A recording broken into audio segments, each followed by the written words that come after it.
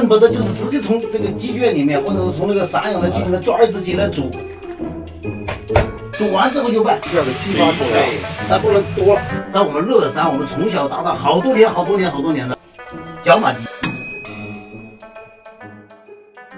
我这个鸡呢，它要开水下锅，还放点姜片，放点这个大葱，放一点白芷，放一点花椒，白芷是杀菌，然后增加肉香的，然后花椒是去腥的，然后放一点黄酒，安逸。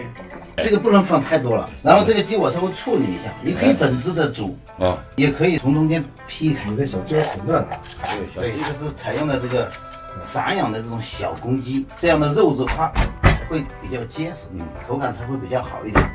这样劈开，然后这个下鸡有一个讲究，要去三上三下，翻过一下，把皮紧一下，然后这样再下去。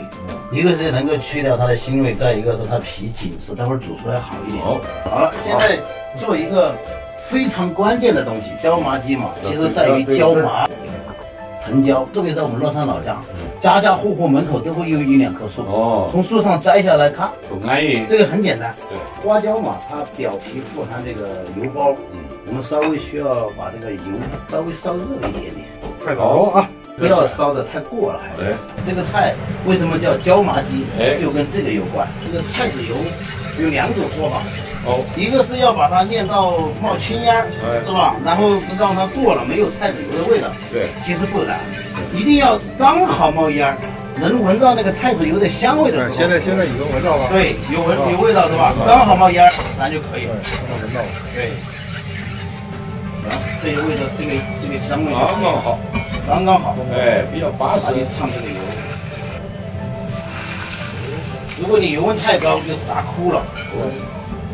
这道菜的关键是对油的把握，对温度的把握。我们把这个先放一边，然后来一个更关键的，这个我们做一个红油。红油这个辣椒特别有讲究，四川二荆条既有颜色呢，又有香味，然后还有辣味。二荆条我放点芝麻，然后这个时候呢加点生油，生的菜籽油，给它拌一拌，它不至于糊了。对，一个是不至于糊了，一个是它待会儿有生菜油的那个香味。好了，这个油温也上来了，哎呦嚯！姜葱和大葱也要放一点点，炸的颜色变黄。这个时候我放一点香料，而且黄椒，这几个香味是增加油的香味。桂皮、山赖、香叶、茴香。这个是为什么这个时候下呢？因为葱炸出来之后，这个香料啊，它不要炸得太过。桂皮、大料、香叶、小茴香、3代白蔻。对，你看这个香料的综合的香味出来了。我现在要把它温度降一降，温度太高了，它的辣椒面就透糊了。先拿第一遍水，看它的热度怎么样。如果热度不够，然后增加它的热度。热度差点。对，热度差点，再稍微提一点。其实第一次把它和匀了之后啊，把温度烧上来，呲啦一下去，这个去掉，这样出来辣椒面更漂亮一点。好，这个温度绝对可以了。其实放完油之后啊，不要动它，动了之后它的辣椒面它最后沉淀的香味是不一样的。对，这个时候放一点点的米醋，对，降低它的温度。放米醋的作用是增加辣椒的香味，同时增加它的那个辣度，它这一下就激发出来。对，但不能多了，多了它不就全了吗？你看这个，是不是有那个白芷香味？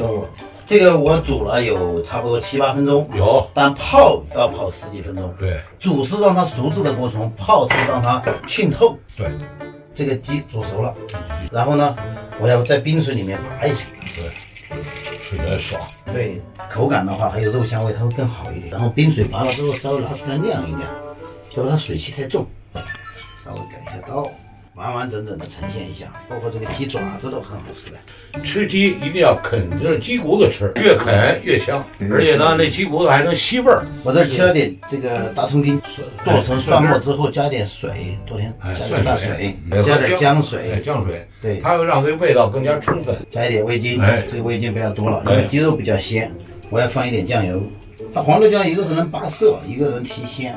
给一点点的盐，这个东西可以上调下调的。来一个最关键的东西，椒麻。然后呢，刚才不是搞了这么多香料，整了这么复杂的这个红油嘛，香味非常的香，而且是现烫的红油才是最香的。对，如果你提前它放那儿，它就没有那个感觉。现烫的花椒油，现烫的红油，对，特别香。这个辣椒是用2丁调，又有颜色，又有这个，又有味道，又有香味儿。哦，这个稍微给重一点。对，为什么川菜去吃的香啊？对，它一般的油都比较大，没有油气它就不香。这个时候我还要加一点点的原汤，猪鸡肉的原汤来一点，不要多了，让它能够把调料给化一下。这样的鸡肉你看带一点汤汁，哎，对，再插一点白糖，增加它的鲜味。第二个是中和，第三个呢稍微有一点增香和去腥，温温的。然后这个时候我再放一点这个花椒进去，这个时候放花椒粉。哎，这个关键点啊，是吧？对，也是先备的。其实这就好了。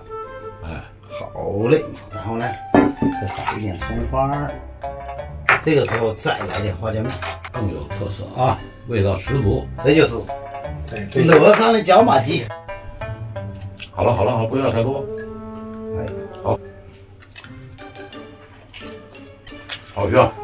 因为这个有骨头，这牙啃不动啊。杨明做这个椒麻鸡啊，味道十足，真是体现了这个乐山的地方的文化，而且乐山的味道，这个综合的味道非常的地道，难以拔丝。文家口好，吃的香。哎，它这个椒麻鸡啊，味道甭说了，那味道杠杠的，但是它的过程非常重要，每个细节啊组合在一块儿，体现出了今天的最佳味道。我们爱川菜，我爱川菜的味道，更爱火辣辣的性格。您最爱吃哪种泡菜？我是爱吃四川泡菜，爱吃四川泡菜。我特别喜欢用泡菜烧鱼吃，切成肉丁儿。用这泡菜呢，我给它剁碎了呢。